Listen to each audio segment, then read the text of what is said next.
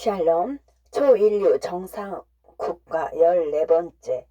많은 사람들이 일론 머스크가 테슬라의 전기 자동차를 만들어냈다고 여기지만 실제로 전기 자동차 기술은 모빌리터 산업발전 초기부터 있던 패러다임이었다. 그러나 기술 성능의 부족과 기존 가솔린 자동차의 가성비로 인해 한동안 비주류로 완전히 밀려 있었던 것이다.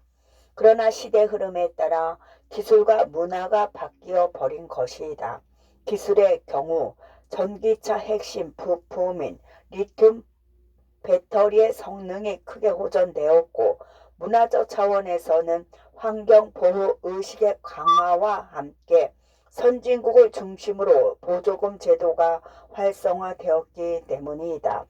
물론 이런 시대적 흐름을 간파한 일론 머스크의 퍼스트 펭귄 정신은 놀랍지만 중요한 것은 한 개인의 탁월한 기업가 정신이 발현되기 이전부터 새로운 상식이 꿈틀거리며 대세를 이룰 여건을 갖추고 있었다는 것이다. 상식은 두 유형으로 분리된다. 하나는 연속적인 것으로 점진적인 패러다임 흐름 속에서 성숙해지는 사고 방식을 의미한다면, 오늘날 변혁의 시대 속에서는 비연속적인 유형이 주목받는다. 비연속적 상식은 한마디로 파괴적 혁신이며, 이는 곧 새롭게 등장하는 기술 패러다임에 의해 기존의 것이 대체되는 패러다임 시프트를 의미한다. 그러나 오해하면 안 될 것은 파괴적 혁신 역시 기존의 지식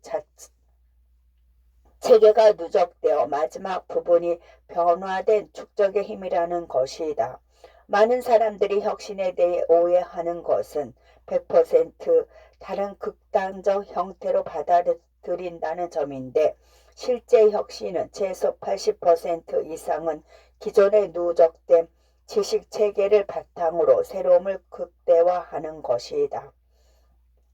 가령 스마트폰의 전화의 패러다임 변화를 가져다 주었지만, 시작은 통화의 기능을 기본값으로 삼아 여기에 온라인과 디스플레이 요소가 추가하여 복합 디지털 기기로 발전된 결과를 가져온 것이다. 국가의 역할 재정립, 동력에 기초한 진화. 결국은 진화이다. 무엇보다 정치권이야말로 세상을 일부만 보지 말고 좀 더 깊숙이 복합적으로 보는 시각을 길러야 한다. 한 경제 매거진 중 투자 애널리스트가 기업에 대한 이해를 설명했던 문구가 매우 인상적이었다. 과거 재무적 수치만 가지고 회사를 분석했을 때 기업의 실체를 10% 파악했다면, 지금은 다양한 이해 관계자와 소통하고 재무적인 측면까지 고려하면서 겨우 50% 정도 이해하게 된 것 같다는 것이다. 결국은 지도자부터 새로운 상식을 받아들일 준비를 해야만 뉴노멀에 자칭되는 대위기의 시기를 극복할 청사진을 제시할 수 있는 것이다. 동력이 있어야 한다. 슈페터는 경제 발전을 움직이는 메커니즘으로 바라봤기에 그만큼 새로운 활력을 불어넣어줄 혁신에 관심을 보였던 것이다. 앞에서도 언급했지만 정치인이 기업가 정신을 배워야 하는 가장 큰 이유는 바로 국가가 생존의 시대에 접어들어 그 누구보다 빠른 의사결정과 시대적 흐름을 예측하고 견인해야 하기 때문이다. 기업가는 기존에 존재하는 부족한 자원을 새롭게 구성하여 새로운 상품, 생산 방식, 시장, 기업 조직 등을 만들어낸다. 이러한 동력이 연이어서 받쳐주어야만 혁신 경제의 부침을 만들어 장기적인 비즈니스 사이클과 성장이 이루어지는 것이다. 북한과 같은 체제조차도 자원의 새로운 조합이 일어난다.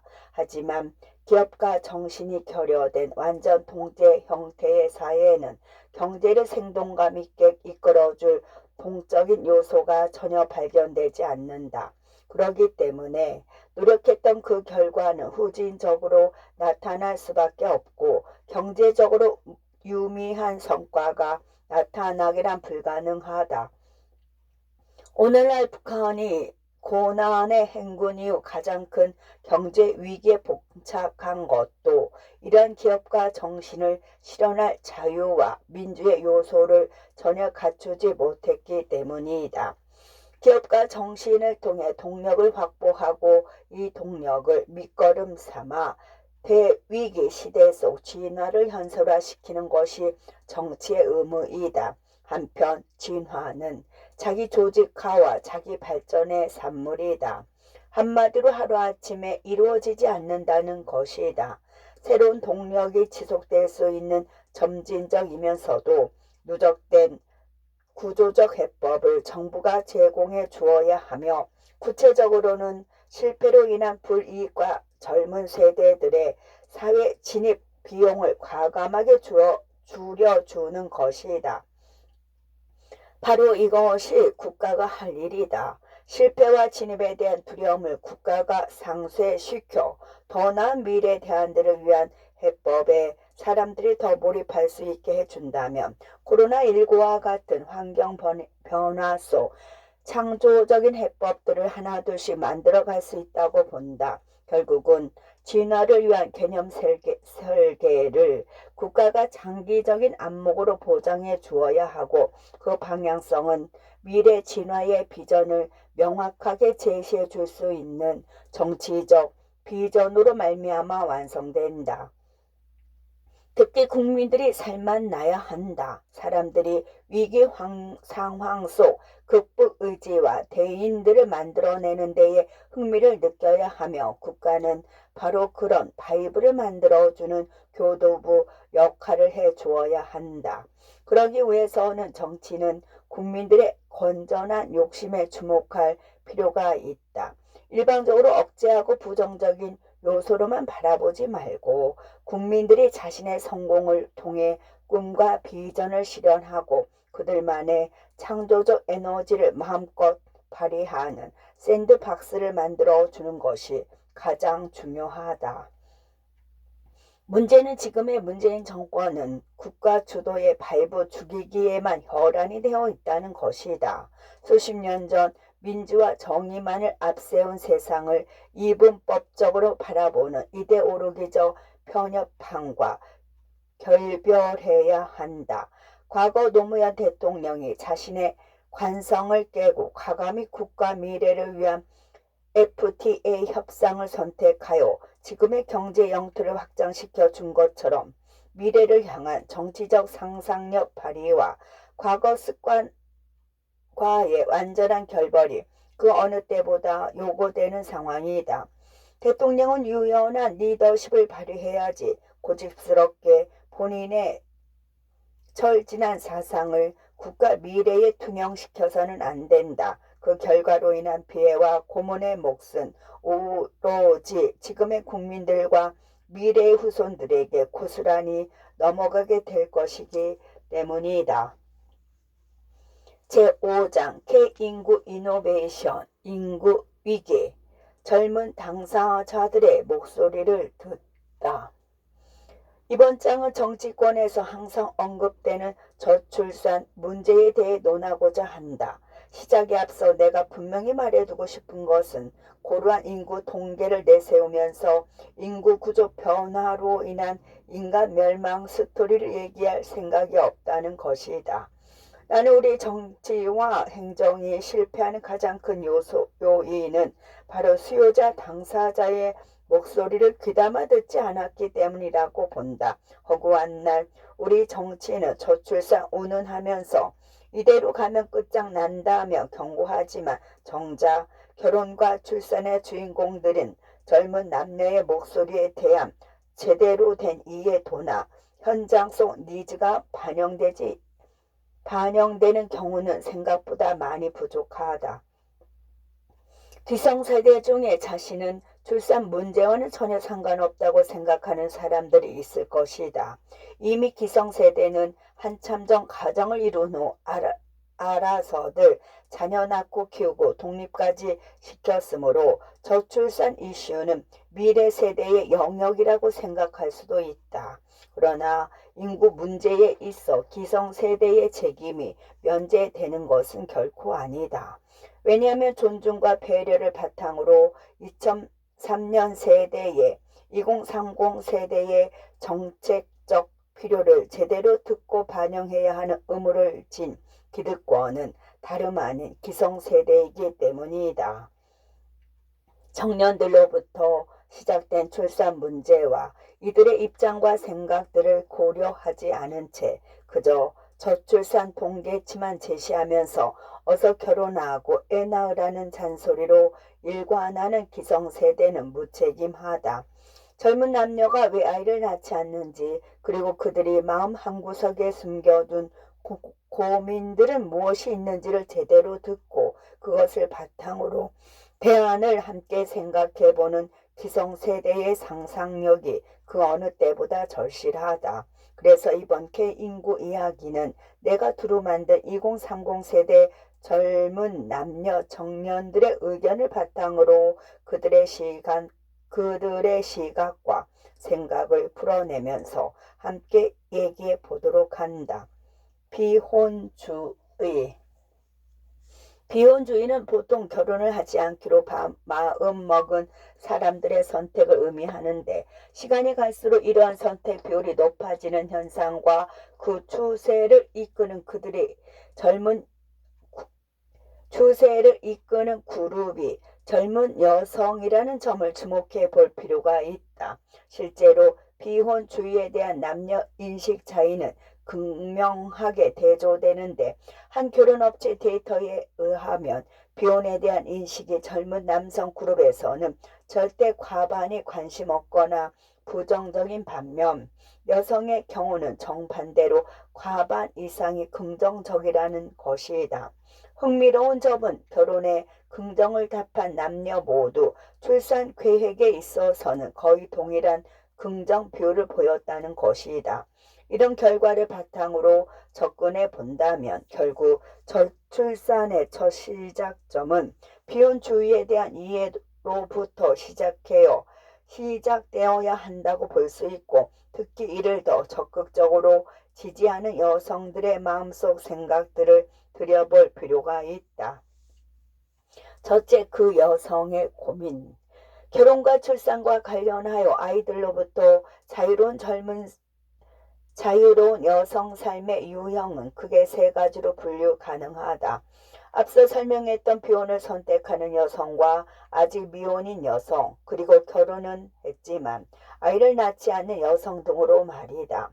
참고로 나는 기성세대 남성이기에 여성의 고민을 100% 이해할 수는 없을 것이다. 그래서 과감히 청년 여성들에게 위임하여 그들의 출생 기피와 관련된 2030 여성들이 공동적으로 얘기하고 싶은 내용들을 범주화시켜 크게 페미니즘, 출산 신화의 몰락, 그리고 커리어 단절 등으로 정리해 보았다. 페미니즘.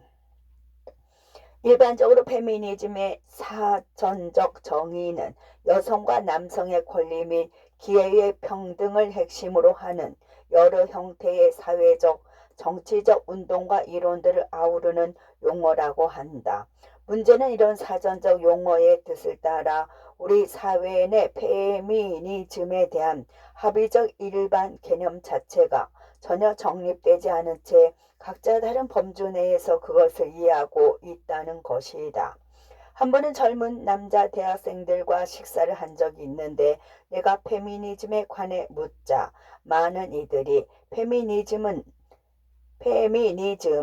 폭력과 시위를 동반한 여성 우월주의 운동으로 지칭하면서 도리어 자신들이 역차별을 받고 있다고 주장했다. 그래서 문득 궁금해졌다. 여성들은 페미니즘에 대해서 어떻게 규정하는지 말이다. 그래서 비슷한 연령대의 여대생들에게 같은 질문을 해보니 사회 구조적인 남녀 불평등에 대한 운동으로 꼭 필요하다는 긍정적인 반응들이 대다수였다. 그때 내가 느낀 점은 페미니즘의 대중적 개념 정의가 보편적으로 정립되어 있지 않은 채 다양한 모습으로 개개인들에게 각기 다르게 각인되었다는 것이다. 문제는 이런 일반화되지 않은 페미니즘이 자칫 과격한 선동과 정치 공학의 도구로 남용될 수 있다는 점이다. 실제로 남녀 평등을 위한 페미니즘의 인식이 부재한 이유로 인해 그 사이를 과격한 젠더 혐오와 갈등 스토리로 채우는 경우가 꽤 있다. 여기서 중요한 것은 여성 인권 운동을 표방한 다양한 사회 실천과 움직임들이 모두 동일한 페미니즘이란 이름으로 묶이기에는 한계가 있다는 것이다. 따라서 페미니즘 안에서도 다양한 스펙트럼이 분명 존재한다는 점을 이해하면서 오늘날 MZ, 밀리니엄 및 Z세대 여성들을 올바르게 이해해야만 여성과 남성의 대립 구조와 갈등을 이해하고 더 나은 평등적 합의를 이끌어낼 수 있다고 본다. 페미니즘의 유형도 세세히 따지면 끝도 없지만 기본적으로 사회의 구조적 부조리와 가부장적 제도의 폐해로 인해 발생하는 남녀 차별에 반대하고 이에 합당한 시정과 재발 방지를 요구하며 남녀 평등을 외치는 경우는 바람직하다고 생각한다. 무엇보다 대한민국에서 규정하는 남성성의 배단은 비단 여성들뿐만 아니라 이에 편승하지 못하는 수많은 남성들의 삶 역시 훼손시키기 때문에 여성의 페미니즘 운동이 균형을 잡아주어야만 남녀 모두에게 긍정적인 영향을 미칠 수 있다. 가령 모 제약회사에서 남성 면접관이 여성 지원자에게 군대 운운하면서 성차별적 발언을 서슴없이 하는 행위 등은 여전히 우리 사회 내 성차별적 관성이 남성 중심적 사고가 뿌리 깊게 박혀 있음을 확인해 볼 수 있다. 남녀 평등에 대한 보편적 인식 제고가 그 어느 때보다 필요하다. 그렇기 때문에 페미니즘의 보편 교육 모델을 정립시킨 후 이를 검증한 콘텍스트에 반영한다면 정기적으로 하나의 사회 문화적 상식을 정립시키는 데 도움이 될 것이다. 특히 페미니즘 시대적 흐름상 피할 수 없는 현상이면서도 피해서는 안 될 우리 사회가 풀어내야 할 하나의 과제이다. 무엇보다 초등학교나 공교육에서 진행하는 성차별 인지 교육과 다문화 교육 등은 일반 상식을 넘어선 일본 과격 콘텐츠를 제외하고는 가급적 좋은 의도로 학생들에게 교육될 수 있게 제반 여건을 마련해 줄 필요가 있다. 만약 우리가 이 문제를 지속적으로 방치할 경우 아이들은 자칫 잘못하다가는 올바르지 못한 선동적 콘텐츠나 남성 혐오 알고리즘에 빠져 젠더 갈등 심화 양상을 더 부추길 수 있다. 이처럼 교육 시스템을 선제적으로 정리시키지 않은 경우 젠더 갈등으로 인한 사회적 부작용이 결혼과 출생에까지 더욱 부정적으로 영향을 미치게 될 것이다.